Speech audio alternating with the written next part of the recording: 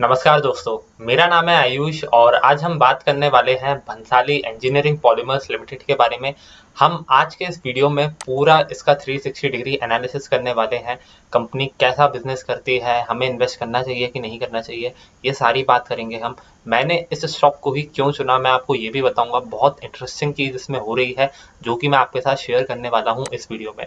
सबसे पहले बात करते हैं शेयर प्राइस की। 186 रुपीज़ का शेयर प्राइस है और अभी 8% बढ़ चुका है ये आज के दिन। अगर हम बात करें सेक्टर की तो कमोडिटी केमिकल सेक्टर का ये स्टॉक है और 2800 करोड़ का मार्केट कैप है इसका, मतलब एक स्मॉल कैप कंपनी है हमारे हिसाब से। और यहाँ पे जब हम बात करते हैं केमिकल सेक्टर की तो जो मोस्ट ऑफ द स्टॉक्स होते हैं ना वो साइक्लिकल होते हैं। अब साइक्लिकलिटी क्या होती है ये मैं आपको बता देता हूँ। ये आप देख सकते हैं इस डायग्राम में, साइक्लिकलिटी में एक व्हील टाइप का बना हुआ है इसमें।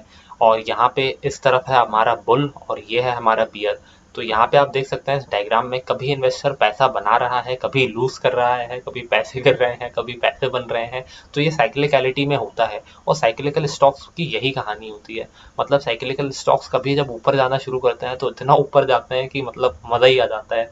अगर हम बात करें इस स्टॉक की तो ये 300% ऊपर जा चुका है पिछले एक साल में। तो यहाँ पे स्टॉक बहुत तेजी से ऊपर भी जाते हैं, बहुत तेजी से नीचे भी जाते हैं। तो साइक्लिकल स्टॉक्स में ना हमें साइकिल को पकड़ना बहुत ज़रूरी है। अगर आप मान लीजिए इस पॉइंट पे अगर आप इन्वेस्ट करेंगे तो डेफिनेटली आपको ज़्यादा प्रॉफिट होगा। तो मैं अभी आपके साथ वही शेयर करने वाला हूँ कि इसमें क्या स्पेशल हो रहा है, हम साइकिल के किस पॉइंट पर भी खड़े हुए हैं यहाँ पे, ये मैं आपको बताऊंगा आगे इस वीडियो में। अब हम बात करें अगर इस कंपनी के बिजनेस की, तो बिजनेस समझने के लिए सबसे पहले प्रोडक्ट को समझना बहुत ज़रूरी है। तो यहाँ पे आप देख सकते हैं कि 84.5% जो रेवेन्यू है वो एबीएस रेजिन्स बनाने से आता है। अब ये एबीएस रेजिन्स क्या होते हैं ये मैं आपको आगे वीडियो में बता रहा हूँ। और यहाँ पे सेकंड टाइप का जो इनका प्रोडक्ट है उसका नाम है एस ए एन रेजिन्स। और यहाँ पे जो इसका फुल फॉर्म है ये बहुत ही अजीब है, मैं तो इसका नाम भी नहीं लूंगा पूरा। तो अगर मैं आसान भाषा में बोलूँ तो ये लोग बेसिकली प्लास्टिक का दाना बनाते हैं। अब यहाँ पे जो एबीएस रेजिन है इसको आप देख सकते हैं किस टाइप का दाना है, ये थोड़ा अजीब सा है। और ये जो एस ए एन रेजिन है ये थोड़ा सा ट्रांसपेरेंट टाइप का दिख रहा होगा आपको फोटो में। तो जो एबीएस रेजिन है ना इसका यूज बहुत ही वाइड है। मतलब ऑटोमोबाइल से लेके हमारे होम अप्लायंसेस में सब जगह पे ये एबीएस रेजिन आपको मिल जाएगा। जो टीवी में प्लास्टिक लगता है, जो फ्रिज में प्लास्टिक लगता है, जो ऑटोमोबाइल में प्लास्टिक लगता है, बेसिकली सब जगह ये एबीएस रेजिन का यूज किया जाता है। अब ये बेसिकली एबीएस रेजिन का ये लोग दाना बनाते हैं और जो मैन्युफैक्चरर्स होते हैं वो उसको मोल्ड करके किसी भी शेप में अपना प्लास्टिक को बना सकते हैं। और यहाँ पे आप देख सकते हैं इसका एप्लीकेशन बहुत वाइड है। और मैं एक रिपोर्ट पढ़ रहा था उसके हिसाब से ये जो एबीएस रेजिन्स की डिमांड है ना इंडिया में, ये आगे चल के 15% से बढ़ने वाली है साल दर साल, जो कि बहुत अच्छी बात है। और अगर मैं बात करूँ ये एस एन रेजिन की, तो आप देख सकते हैं इससे ट्रांसपेरेंट टाइप के प्रोडक्ट्स बनाए जा सकते हैं। तो दोनों रेजिन्स की ना जो एप्लीकेबिलिटी है वो बहुत ज़्यादा है। तो बेसिकली ये कंपनी प्लास्टिक के दाने बना रही है, ये चीज़ हमें समझ में आ गई है इनके बिजनेस मॉडल को देख के। और ये लोग इस टाइप की बोरियों में पैक करके अपने दाने को बेचते हैं दूसरी कंपनीज को। तो जो इनका बिजनेस मॉडल है ना वो पूरा बी टू बी है। मतलब ये लोग डायरेक्ट कस्टमर को तो बेच नहीं सकते अपने प्रोडक्ट को, तो यहाँ पे बड़ी बड़ी फैक्ट्रीज में ये लोग अपने प्रोडक्ट्स को सप्लाई करते हैं और ज़्यादा क्वांटिटी में बेचते हैं। ये चीज़ को मैं आपको एम्फेसाइज करना चाहता हूँ। तो ये लोग बिजनेस में प्रॉफिट तभी ज़्यादा कमा सकते हैं जब ये लोग ज़्यादा वॉल्यूम में बिजनेस करेंगे। तो यहाँ पे अगर मैं बात करूँ साइकिल की वापस से, तो आप देख सकते हैं कि साइकिल किस टाइप से चलती है। कभी साइकिल में इन्वेस्टर पेसिमिस्ट हो जाते हैं क्योंकि इंडस्ट्री अच्छा परफॉर्म नहीं करती, फिर शेयर प्राइस आउट परफॉर्म करना शुरू करता है क्योंकि जो प्रॉफिट्स हैं कंपनी के वो बढ़ने लगते हैं, फिर एक पीक टाइम आता है, फिर वापस से चीज़ें अंडर परफॉर्म करने लगती हैं। तो साइकिल इस टाइप से काम करती है। और मेरे हिसाब से अभी हम साइकिल के इस फेज में खड़े हैं जहाँ पे शेयर प्राइस जो है वो आउट परफॉर्म कर रहा है। कंपनीज जो है अपनी सप्लाई बढ़ा रही हैं, मतलब अपनी कैपेसिटी बढ़ा रही हैं। अब ये प्लास्टिक का दाना ज़्यादा बनाएंगी क्योंकि इन्होंने अपनी प्रोडक्शन कैपेसिटी पिछले कुछ टाइम में बढ़ाई है। अब ऐसा क्यों है चलिए देखते हैं नेक्स्ट स्लाइड में। आप यहाँ पे देख सकते हैं कि 293.78% का रिटर्न है पिछले एक साल में, जो कि बहुत ज़्यादा है मेरे हिसाब से। और यहाँ पे केमिकल सेक्टर या साइक्लिकल सेक्टर्स में इन्वेस्ट करने का फ़ायदा यही होता है कि जो रिटर्न्स है ना हमारे वो बहुत जल्दी बनते हैं और बहुत ज़्यादा बनते हैं। लेकिन यहाँ पे एग्जिट करना भी उतना ही इंपॉर्टेंट है जितना कि एंट्री करना। अगर हम बात करें इसके फाइनेंशियल ट्रेंड की, तो आप यहाँ पे देख सकते हैं कि 2018 में जो प्रॉफिट था वो अराउंड 100 करोड़ के आसपास था, फिर 50 करोड़ के आसपास प्रॉफिट हुआ। तो प्रॉफिट्स में अगर आप देखेंगे ना तो कोई स्टेबिलिटी नहीं है। मतलब ऐसा नहीं है कि यार प्रॉफिट जो है वो साल दर साल 15-20% से बढ़ रहे हैं, कभी प्रॉफिट ऊपर जा रहे हैं, कभी नीचे जा रहे हैं, कभी ऊपर कभी नीचे। अभी अगर आप बात करें 2021 की, तो यहाँ पर कंपनी को 330 करोड़ का प्रॉफिट हुआ है। और यहाँ पे आप देख सकते हैं कि जो रेवेन्यूज भी है ना, वहाँ पे भी स्टेबिलिटी नहीं है। तो इस चीज़ से हमें ये बात समझ में आ रही है कि बिजनेस में स्टेबिलिटी नहीं है, कभी प्रॉफिट्स बढ़ते हैं कभी घटते हैं। और ऐसा इसलिए है क्योंकि इनका जो प्रोडक्ट है ना उसके प्राइस बहुत ज़्यादा फ्लक्चुएट होते हैं। अब जो भी प्लास्टिक होता है उसका रॉ मटेरियल होता है क्रूड ऑयल। क्रूड ऑयल से जो भी डेरिवेटिव्स निकाले जाते हैं उसके ही थ्रू बनाया जाता है इन प्लास्टिक के रेजन्स को। और उनके प्राइसेस ऊपर नीचे होने की वजह से कंपनी के प्रॉफिट्स और कंपनी के रेवेन्यूज दोनों ऊपर नीचे होते हैं, इसलिए केमिकल सेक्टर में आपको साइक्लिकलिटी बिल्कुल मिलेगी। तो ये चीज़ मैं आपको एम्फेसाइज करना चाहता था फाइनेंशियल ट्रेंड को दिखा के। और यहाँ पे आप देख सकते हैं कि रिसेंटली कंपनी ने अपने प्रॉफिट्स में 400% की जंप मारी है। रेवेन्यूज जो है बस 17% बढ़े हैं, लेकिन प्रॉफिट्स में सीधा 400% की जंप है। ऐसा इसलिए है क्योंकि जो प्लास्टिक के प्राइजेस हैं, जो रेजन्स के प्राइजेस हैं, वो वर्ल्ड वाइड बढ़े हैं। ऐसा इसी वजह से है।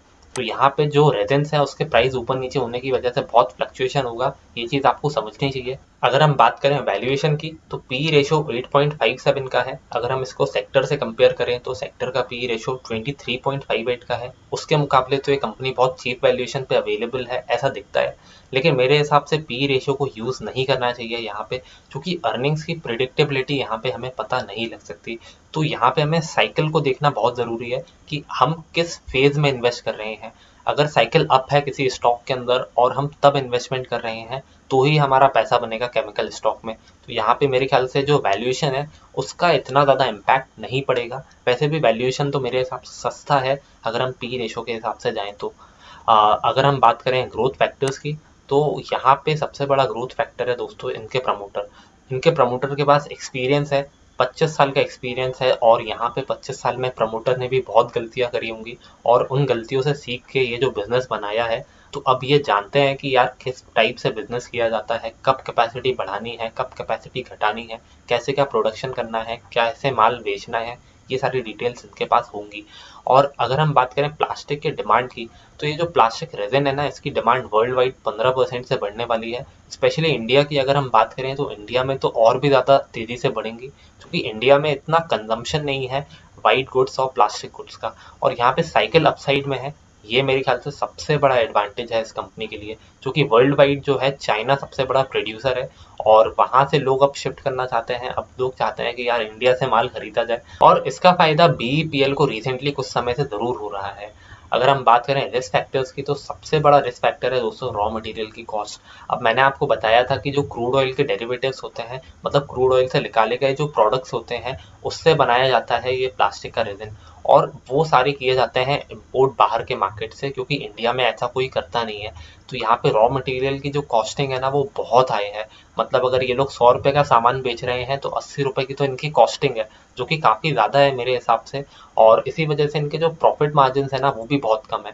और अगर रॉ मटेरियल में ज़्यादा प्राइस मूवमेंट आ गया तो ये कंपनी सीधा लॉस में आ जाएगी। तो यहाँ पे हमने अपना फंडामेंटल एनालिसिस खत्म कर लिया। इतना तो हमें समझ में आ रहा है कि इसमें है ना जो साइकिल है वो एकदम अपसाइड वाली है, क्योंकि कंपनी ने रिसेंटली अच्छे प्रॉफिट दिए हैं, शेयर प्राइस जो है वो बढ़ा है।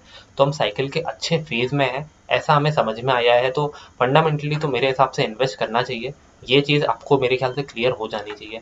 अब अगर हम बात करें टेक्निकल एनालिसिस की, तो आप देख सकते हैं कि अभी जो स्टॉक है ना उसने अपने 50 डेज के मूविंग एवरेज के ऊपर एक क्लोजिंग दी है, और स्टॉक 8% ऊपर गया था अभी 26 जुलाई को।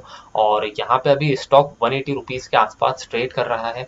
ये ग्रीन लाइन 50 डेज का मूविंग एवरेज है जिसको स्टॉक बहुत प्यारे तरीके से फॉलो कर रहा है। तो मेरे हिसाब से साइक्लिकल स्टॉक्स में इन्वेस्ट करने का एक तरीका ये हो सकता है कि आप इस 50 डेज की मूविंग एवरेज को फॉलो करें। अगर आप यहाँ पे कहीं पोजीशन बनाते हैं और शेयर प्राइस को ऊपर जाने देते हैं और आप अगर तब बेचें जब ये 50 डेज का जो मूविंग एवरेज है ये ब्रेक हो जाए, तब मेरे ख्याल से इस टाइप का इन्वेस्टमेंट आप इसमें कर सकते हैं। क्योंकि साइक्लिकल स्टॉक है तो आप इसमें 5 साल या 10 साल के लिए इन्वेस्ट नहीं कर सकते, क्योंकि आज साइकिल अप है लेकिन ज़रूरी नहीं है कि आगे भी ये साइकिल अप रहेगी। हो सकता है आगे चल के ये साइकिल डाउन हो जाए, तो आप क्या करेंगे? इसको पहचानना बहुत कठिन है। इसलिए मेरे हिसाब से ये चार्ट्स को हमें फॉलो करना चाहिए। यहाँ पे अगर हम कहीं एंट्री बना लें और किसी मूविंग एवरेज को फॉलो करते जाएं, मतलब मूविंग एवरेज जब तक ऊपर जा रहा है, प्राइस जब तक ऊपर जा रहा है, हम तब तक होल्ड करें, और जैसे ही प्राइस नीचे जाए हम उसको तुरंत सेल आउट करते हैं। तो इस टाइप की स्ट्रैटेजी हम यूज़ करके इस कंपनी में इन्वेस्ट कर सकते हैं, ऐसा मुझे लगा। और ये तरीका काफ़ी आसान है, तो इन्वेस्टमेंट करना इस प्रकार से बहुत सेंसिबल है मेरे हिसाब से। तो ये था आज का हमारा एनालिसिस पीई पीएल के ऊपर। अब दोस्तों अगर मैं कंक्लूड करूं तो मुझे तो फंडामेंटली कंपनी बहुत अच्छी लगी, लेकिन जो रिस्क फैक्टर है ना वो यही है कि जो इंडस्ट्री है वो बिल्कुल साइक्लिकल है। अब साइक्लिकल इंडस्ट्री में हम ज़्यादा लॉन्ग टर्म इन्वेस्टमेंट नहीं कर सकते। तो जब तक साइकिल अप है हमें उस चीज़ का फ़ायदा उठाना चाहिए। तो यहाँ पे अगर हम टेक्निकल एनालिसिस का यूज़ करें, 50 डेज़ का मूविंग एवरेज यूज़ करते हुए अगर हम इसमें एक पोजीशन बनाते हैं, तो मेरे ख्याल से वो ज़्यादा बेनिफिशियल होगा आपके लिए। तो ये था आज का वीडियो बीईपीएल के ऊपर। उम्मीद करता हूँ वीडियो आपको अच्छा लगा होगा। अगर ये वीडियो अच्छा लगा हो तो please like to this video, subscribe to our channel, and thank you for watching this video.